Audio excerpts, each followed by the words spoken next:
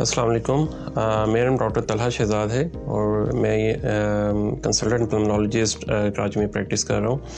आज हम बात करेंगे COPD के लिहाज से और इसका जो कोरोना के साथ जो ताल्लुक़ है और उससे जो रिस्क फैक्टर्स हैं उसके मुताबिक बात करेंगे। सबसे पहले COPD, जिसको क्रॉनिक ऑब्स्ट्रक्टिव पल्मोनरी डिजीज़ कहा जाता है, आम इस्तिलाह में उर्दू में इसको फेफड़ों का दायमी मर्ज़ कहा जाता है।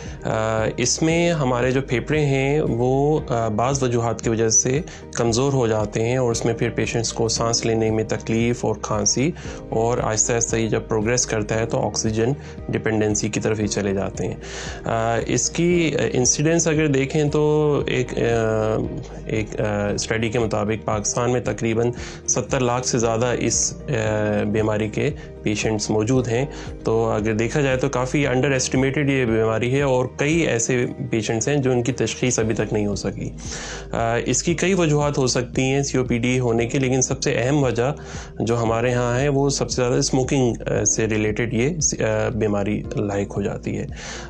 इसकी और भी वजूहात हो सकती हैं, जैसे वुड फायर का इस्तेमाल या कोयले का इस्तेमाल, जैसे हमारे नॉर्दर्न एरियाज़ में या विलेजेस में काफ़ी इस्तेमाल किया जाता है घर को ठंडा रखने के लिए या खाना बनाने के लिए, तो उसके धुएँ से भी ये चीज़ हो सकती है।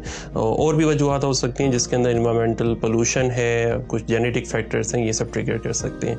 लेकिन जैसे बताया कि स्मोकिंग हमारे यहाँ सबसे बल्कि all over the world main वजह है इस बीमारी के लायक होने का।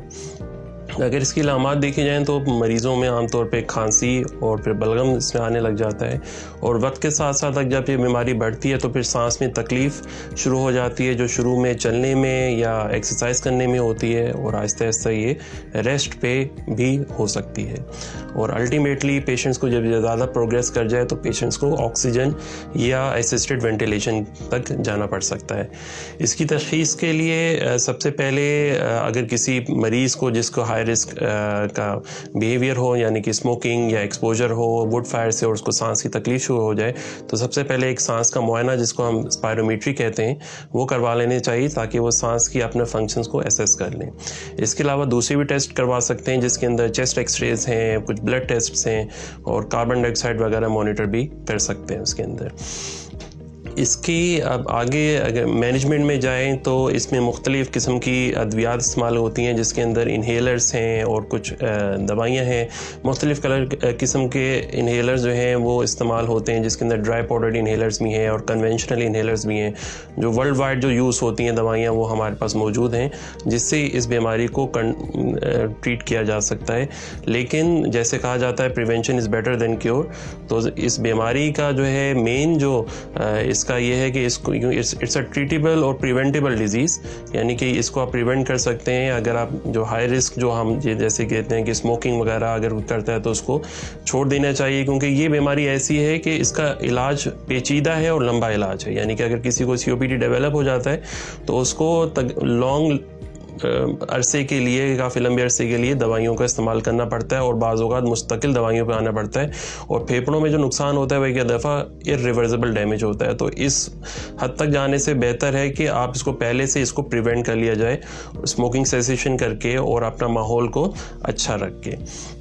अब आजकल का जो हम दौर देख रहे हैं कोरोना का, जब हम उसके साथ कोरिलेशन देखते हैं तो आपको पता है कि कोरोना जो है वो फेफड़ों को ही ज़्यादा मुतासिर करता है और अगर जो स्मोकर्स होते हैं या जिनको COPD डेवलप हो चुका है उनको वैसे ही फेफड़े कमज़ोर होते हैं। तो उसके साथ कोई भी इन्फेक्शन हो, जैसे कोई भी नमूनिया हो और आजकल जैसे कोरोना है, तो उसमें सिवियरिटी बीमारी की कई हद तक बढ़ जाती है और मरीज़ जो है ज़्यादा शदीद नोयत के आते हैं और उनकी सीरियस कंडीशन ज़्यादा हो जाती है। और इसी तरह पेशेंट में फिर ICU के भी उनको ज़रूरत पड़ सकती है, वेंटिलेटर पे जा सकते हैं। तो कोरोना के लिहाज से काफ़ी नेगेटिव इम्पैक्ट है COPD के पेशेंट्स में। अगर किसी को डेवलप हो जाए तो उसमें सिवियरिटी पेचीदगियाँ बहुत ज़्यादा बढ़ सकती हैं। तो हमेशा इसके लिए ایک خود بھی احتیاط کرنی ہے اور اپنے ماحول کو صاف ستھرا رکھنا ہے. کورونا کے لحاظ سے جو احتیاط ہیں وہ بھی بالکل کرتے رہنا ہے, جس میں سوشل ڈسٹینسنگ, ہاتھوں کا دھونا, یہ جس سے آپ نے کافی سنتے رہتے ہیں, تو یہ سب چیزیں فالو کرنی ہے. اور COPD پیشنٹس کے لیے خاص طور پہ یہ جو ہے, یا اسموکرز جو ہیں ان کے لیے خاص طور پہ احتیاط کرنا بہت ضروری ہے. اسی بارے میں اگر آپ مزید رابطہ کرنا چاہیں تو ہیلپ لائن ہے 11111465 سانس ہے زندگی.